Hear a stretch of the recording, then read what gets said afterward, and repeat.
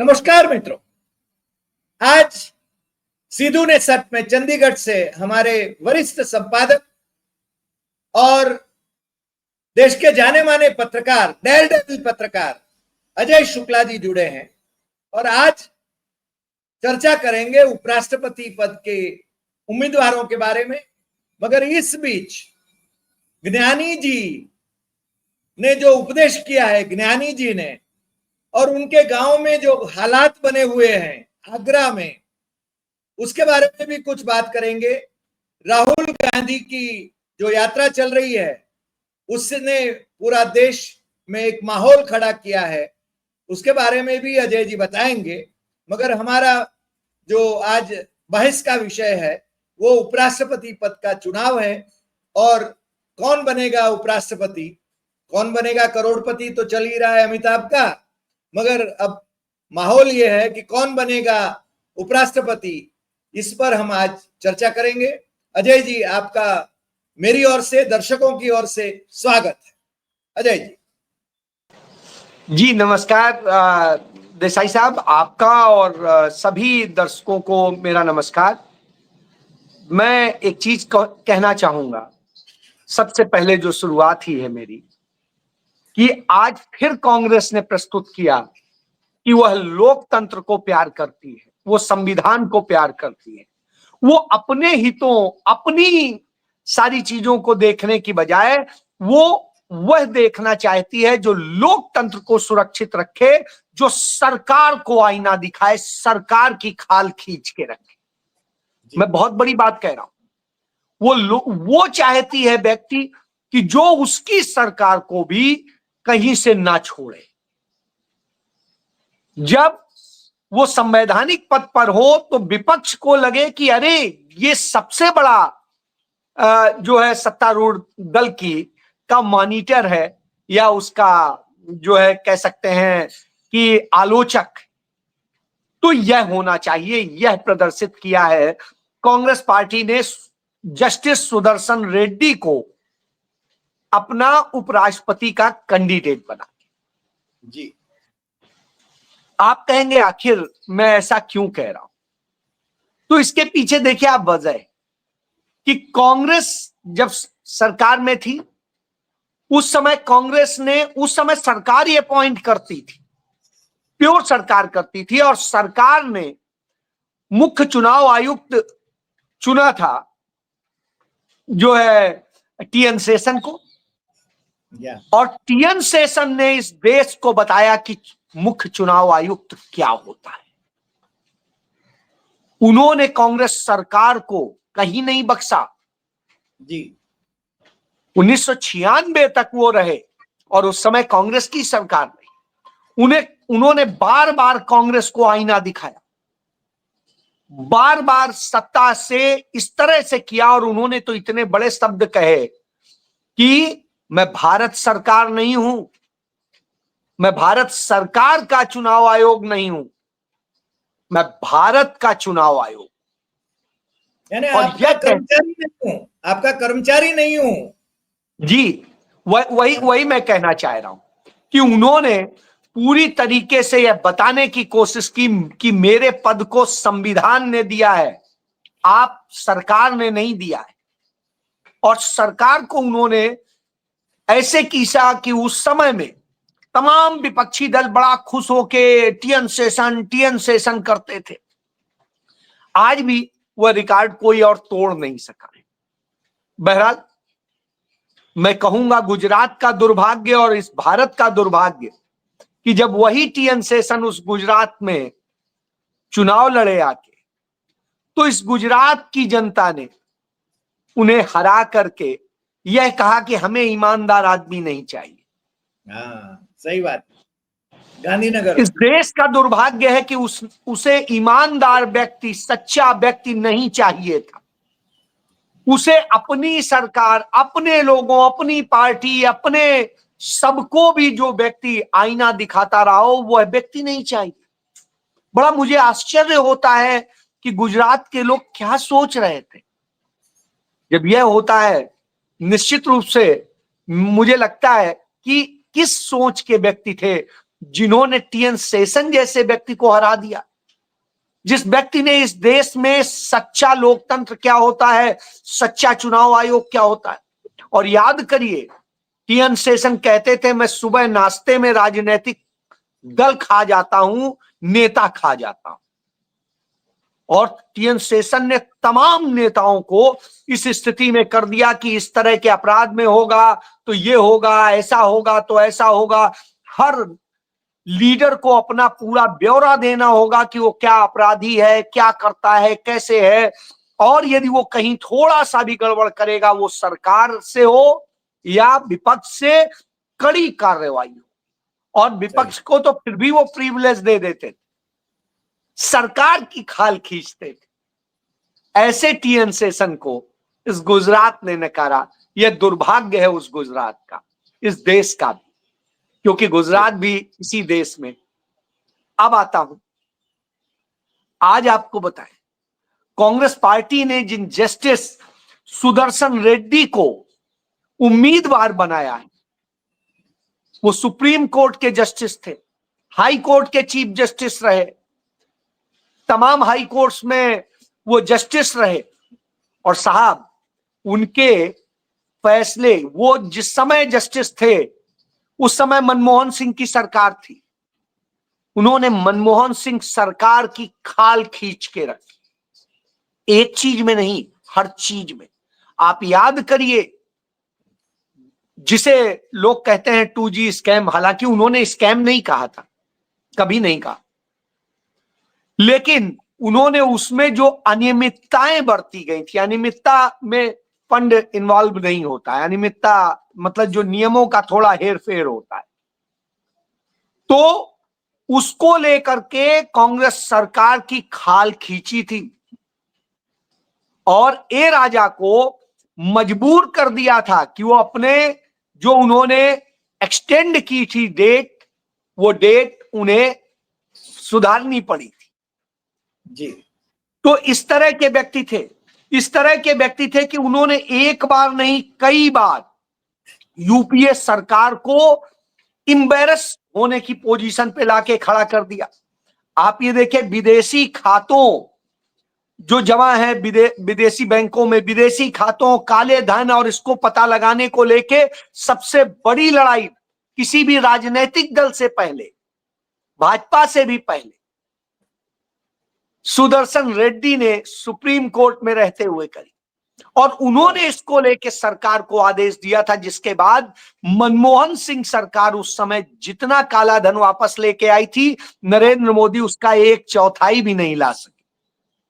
उल्टा नरेंद्र मोदी के शासन काल में यदि 2014 से तुलना करेंगे तो उसके मुकाबले उन विदेशी स्विस बैंकों में धन 10 गुना बढ़ गया, 10 गुना।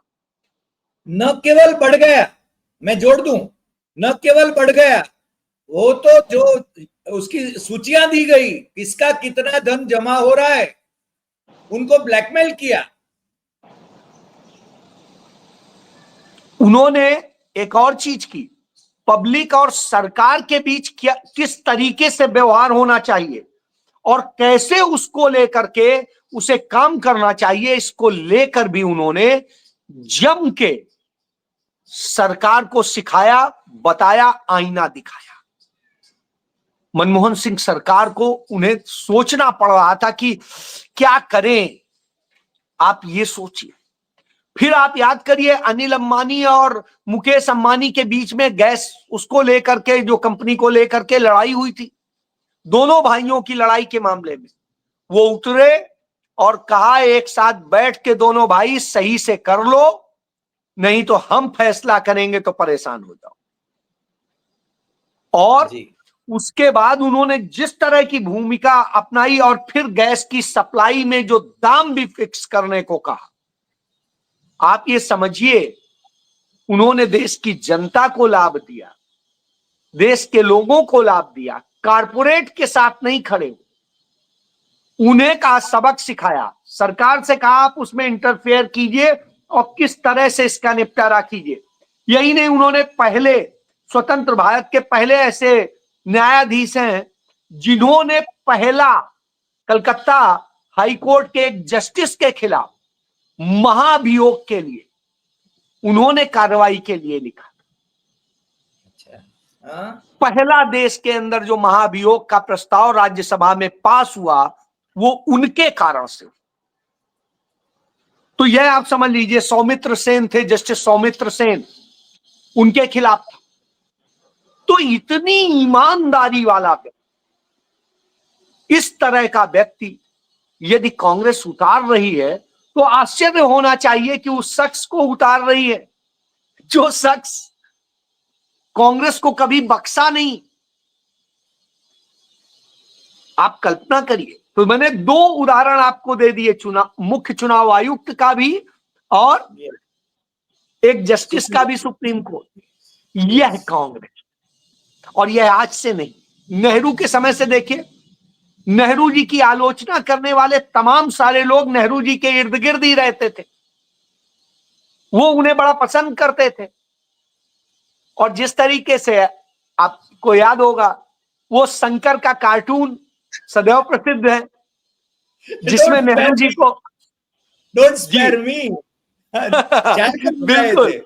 तो आप बताइए कि किसी प्रधानमंत्री को आप गधा बना दें और वो कहे कि नहीं बिल्कुल मुझे भी मत छोड़ना, बिल्कुल बनाइए, और इसके लिए उसे कॉफी पीने अपने पास बुलाए कि यस। और ये लोग तो जेल में डालते हैं। अरे साहब, जेल में नहीं डालते हैं, जाने क्या क्या करते हैं। आप कल्पना क्या करिए, मैं आपके सामने बैठा हूं, क्या क्या किया है आपको खुद पता है। 3 FIR, घर छीना, नौकरियां छीनी, सब कुछ तो किया, पत्नी की नौकरी छीनी, क्या नहीं इन्होंने किया। मगर फिर भी अजय शुक्ला को बोलते रोक नहीं सके वो।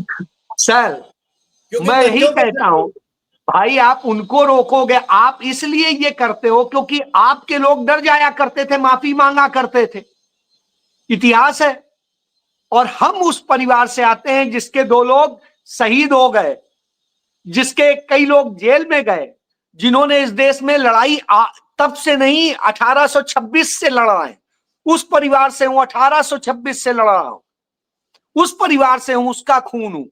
तो ये मुझे डराएंगे? अरे भाई, मैंने तो ये भी कहा, छोड़िए, मुझे भी मार दीजिए, मेरी पत्नी को भी मार दीजिए, मेरी 2 बच्चियां हैं उनको भी मार दीजिए, मुझे मंजूर है, कोई फर्क नहीं पड़ता, लेकिन मैं सच बोलने से डिगूंगा नहीं। सही बात, सही अच्छा लगे ठीक है, नहीं लगे मत लगे, कोई फर्क नहीं पड़ता। चलिए मुद्दे पे आता हूं।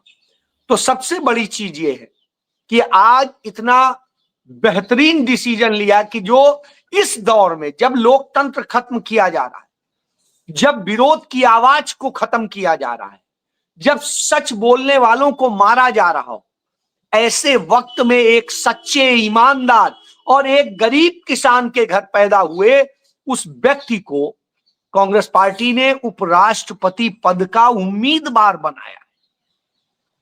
ये तो हुई एक बात। पूरे इंडिया गठबंधन ने भी उनका समर्थन किया।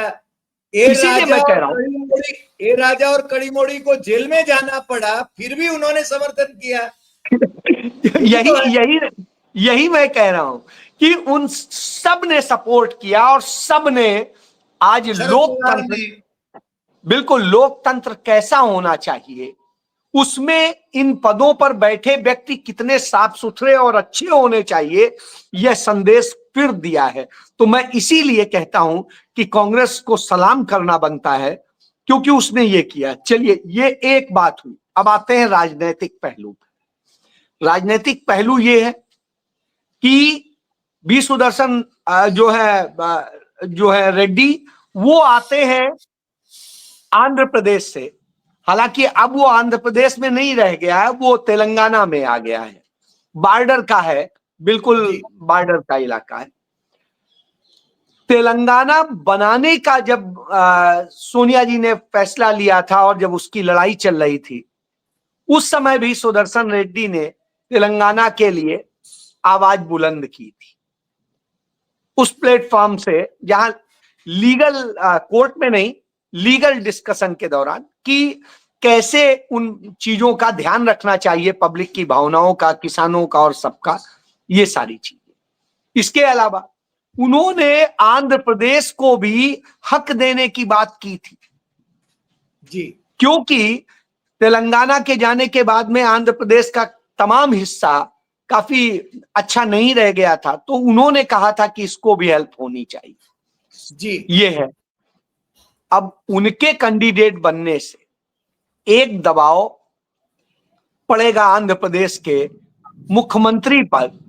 चंद्रबाबू नायडू ये बताएं, क्या वो आंध्र प्रदेश की आवाज बुलंद करने वाले उस सुप्रीम कोर्ट के जस्टिस को जिसने किसी पार्टी का नहीं है, जो सदैव ईमानदारी के साथ खड़ा हुआ, न्याय के साथ खड़ा हुआ, सच के लिए बोला, कड़े फैसले लिए, और यदि जुडिशरी में भ्रष्टाचार हुआ तो उस शख्स ने ऑर्डर दिया कि महाभियोग लाइए।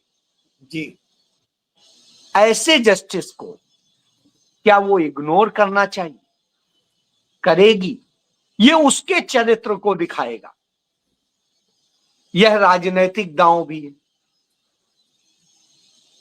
इसके जरिए यह भी संदेश है कि वह जिस तरीके से फांसीवादी लोग देश को चला रहे हैं वह नहीं चलना चाहिए, सदन नहीं चलना चाहिए। इसकी बात होती है एसआईआर से लेके। आप देख ही रहे हैं 2 दिन से मल्लिकार्जुन खड़गे अपनी बात भी कंप्लीट नहीं कर पाते हैं, उसके पहले ही सभापति कह देता है nothing will go on record. हाँ, जो है कि ना? पत्रकार रहा था। जी, यही मैं कह रहा हूं। तो ऐसी स्थिति में बेहद दर्दनाक स्थिति है कि ये हालत है। अब आता हूं, भाजपा ने जो कैंडिडेट बनाया, भाजपा ने सीपी राधाकृष्णन को जो बनाया, उनकी अपनी इंडिविजुअल पहचान क्या है, उन्होंने समाज और देश को क्या दिया? नथिंग। तमिलनाडु से आते हैं, सिर्फ तमिलनाडु में आरएसएस के प्रचारक थे, उसके बाद में वो वहां के भाजपा के प्रदेश अध्यक्ष रहे। आप बताइए उन्होंने देश की सेवा कहां? आरएसएस बीजेपी का होने के कारण उन्हें राज्यपाल बना दिया गया। वो जिस तरह से वो उस हिंदुत्व की बात करते हैं जो बाकी सबको खत्म कर देने का है, जिसमें द्रविड़ संस्कृति को भी खत्म कर दीजिए, बाकी को भी खत्म कर दीजिए, तो ऐसे व्यक्ति को, यानी नफरत वाले व्यक्ति को आप बनाना चाहते हैं। आप बनाना चाहते हैं उसको जो कारपोरेट के पैसे से अपनी पार्टी चलाने की कोशिश करता था। उन पर आरोप लगा था जब वो वहां प्रदेश अध्यक्ष थे कि वो तमाम कारपोरेट कंपनियों से जो वहां काम करती हैं उनसे अपनी पार्टी के लिए या अपने लिए जो भी हो फंड वसूलने का काम कर रहे थे। तो ऐसी स्थिति में उनका योगदान क्या और उनका स्तर क्या है, आप इससे समझिए। मैं एक दिखाऊं कि जैसे बीडी सावरकर ने एक वक्त में लिखा था, उसी तरीके से कहीं ना कहीं जो है लिखते हैं ये सीपी राधाकृष्णन। वो मैं आपको दिखाना चाहता हूं कि आप ये आप देखिए, अपना ट्वीट लिखते हैं, आप ये देख लीजिए, हमने पॉइंट आउट किए हुए हैं। मोस्ट रिस्पेक्टेड बिलव्ड, ये मोस्ट देखिए आप जिस तरह से। और सावरकर का भी माफीनामा दिखा देता हूं। उन्होंने भी लिखा था, योर मोस्ट ओबीडियंट सर्वेंट, आपका महान क्रांति, वो क्या कहते हैं, आज्ञाकारी सेवक। तो अब आप सोचिए, दोनों चीज दिखा रहे हैं, वही भाषा इसमें है, वही भाषा उसमें है। और उसमें एक और जोड़ देते हैं, हेमंत सोरेन को जेल में भिजवाने में, उसका तुरंत इस्तीफा लेने में भी इनका योगदान था, क्योंकि हाई कमांड के कहने पर वो सब कुछ कर रहे थे, नाच रहे थे। ये भी और देखिए, जब उसमें विधानमंडल दल का नया नेता चुन लिया गया तो इन्होंने 24 घंटे पहले मिले ही नहीं, चिट्ठी तक रिसीव नहीं की थी। मतलब आप ये सोचिए कि आप जिस तरह से कर रहे थे लोकतंत्र का गला, तो इनको तो ऐसे ही आदमी चाहिए जो उन्होंने लिखा ना कि मोस्ट रिस्पेक्टेड, तो मोस्ट रिस्पेक्टेड जो भी कहेंगे हम वही करेंगे, क्योंकि आप हमारी सरकार हैं, आप मालिक हैं। पद की यदि गरिमा है तो राष्ट्रपति होता है, उपराष्ट्रपति होता है, फिर कहीं आता है प्रधानमंत्री। अब आप सोचिए, उपराष्ट्रपति और देश का जो है सर्वोच्च न्यायालय का मुख्य न्यायमूर्ति एक बराबर होते हैं, उसके बाद प्रधानमंत्री आता है। अब स्थिति ये है कि इन्होंने उस पद को इतना छोटा कर दिया, और नरेंद्र मोदी के आने के बाद में देखिए, चीफ जस्टिसेस को नरेंद्र मोदी अपने घर पे बुलाते हैं, तमाम मीटिंग जी, उसके पहले खुद जाया जाता था। ये आप देखिए, इंदिरा गांधी को जब सजा सुनाई गई थी, याद करिए, जब जस्टिस जगमोहन लाल सिन्हा जो आरएसएस का ही व्यक्ति था और जिसने जिस तरह से गलत आदेश जारी किया था, जो कि आदेश करने का उसे अधिकार नहीं था, यही बात 7 नवंबर 1975 को 5 जस्टिसेस की संविधान पीठ ने कही थी। तो मैं यही कह रहा हूं कि उस शख्स ने, लेकिन जब उसने बुलाया तो इंदिरा जी ने यह नहीं कहा कि मैं बड़ा तानाशाह हूं, वो बिल्कुल वही आदेश जो था उसका पालन करते हुए उस अदालत में गई। वो भी तो कर सकती थी, चीफ जस्टिस ऑफ इंडिया के यहां तुरंत एक एप्लीकेशन डालती और कहती इस तरह का ये ऑर्डर कर ही नहीं सकते, लेकिन नहीं, उन्होंने पालन किया। यह बड़ी चीज होती है। यहां तो इस तरह की हालत में ला दिया है। तो ऐसे व्यक्ति को बनाया जा रहा है जिसका योगदान इस देश में संवैधानिक लोकतंत्र को तोड़ने, संवैधानिक पदों को अपमानित करने और सत्ता को हड़पने में सरकार का, अपनी पार्टी का मददगार बनने का है, जिसका इस देश के न विकास में कोई योगदान है, न किसी और चीज में योगदान है, न सेवा में योगदान, इवन उनकी जनसेवा का भी नहीं। तो आप इससे समझिए, ये तो दूसरे जगदीप धनखड़ हो गए। बिल्कुल, जगदीप धनखड़ फिर भी कम से कम एक चीज है कि उनके कुछ योगदान थे, एज ए किसान, है कोई और, इनका तो वो भी नहीं है जी। सब एक चीज का जिसका योगदान ना हो, ऐसे व्यक्ति को आप इस पद पे यदि लाना चाहते हैं, और उसके मुकाबले विपक्ष ने इतने बड़े कद का व्यक्ति उतार दिया है। हार जीत नंबर गेम है, मैं उस पर नहीं जाता हूं, लेकिन मैं कहता हूं कि यदि इस चुनाव में निश्चित रूप से रेड्डी को यदि लॉस होता है तो यह देश का लॉस होगा, देश के लोकतंत्र का लॉस होगा और संविधान का लॉस होगा। इसलिए और अब इसमें एक चीज और जोड़ना चाहूंगा जी। आप देखिए, मुख्य चुनाव आयुक्त के पद पर ज्ञानेश कुमार को नरेंद्र मोदी ने बैठाया, क्योंकि कांग्रेस बैठाती थी टीएन शेषन जैसे लोगों को, कांग्रेस बैठाती थी दूसरे एमएस गिल और दूसरे जैसे लोगों को, लेकिन ये बैठाते हैं ऐसे व्यक्ति को जो इनके आगे, सही बात है, पालतू की तरह से काम करे, पालतू की तरह। सहमत है। अब इन्होंने ऐसा व्यक्ति बैठाया ज्ञानेश कुमार गुप्ते। अब ज्ञानेश की स्थिति क्या है? ज्ञानेश ने जिस तरीके से इस देश के लोकतंत्र और उस संवैधानिक संस्था को अपमानित किया है, जिस तरीके से इस देश के संविधान को अपमानित किया है, शर्मसार किया है, जिस तरह से उन्होंने प्रेस कॉन्फ्रेंस करके भूमिका दिखाई कि वो भाजपा के कार्यकर्ता, प्रवक्ता हैं, किसी सवाल का जवाब नहीं दे सकते, तो वो साबित हो गया कि असल में इस दौर में वही लोग बैठाए जाते हैं जिनके रीढ़ नहीं होती, जो किसी भी संविधान या देश के लोकतंत्र के लिए नहीं, बल्कि एक फांसीवादी संगठन के कार्यकर्ता के तौर पे काम करते हैं। और इसी का नतीजा है आज पूरे देश में जनता उबल रही है। राहुल गांधी ने जो एटम बम फोड़ने की बात कही थी, सचमुच हुआ एटम बम निकला। जी जी। और उसका असर होने लगा है। देखिए, हिरोशिमा नागासाकी में बम फोड़ा गया, उस समय तो छोटी से नुकसान लग रहा था, लेकिन वो धीरे धीरे कितना बड़ा हुआ ये समझिए।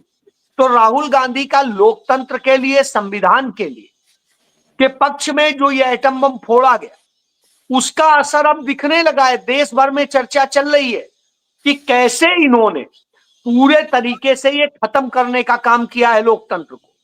और यह भी सामने आने लग गया है कि कैसे इन्होंने ये किया। तो इसका नतीजा एक देखिए, आगरा शहर में बीजेपी बड़ी मजबूत स्थिति में है, वहां सारी सीटें उनके पास। बावजूद इसके वहां कांग्रेस के कार्यकर्ताओं ने उनके विजयनगर स्थित पुस्तैनी घर के बाहर भयंकर प्रदर्शन किया। महिलाएं भी थी, युवा भी थे और दूसरे लोग थे जिसकी कल्पना नहीं कर सकते थे। पूरा घेर के रख दिया। तो यह इस बात का संकेत है कि निश्चित रूप से भारतीय जनता पार्टी और उसका चेहरा एक्सपोज हो गया है। बिहार में राहुल गांधी के साथ जिस तरह आंधी उमड़ रही है, वो अपने आप में इस बात का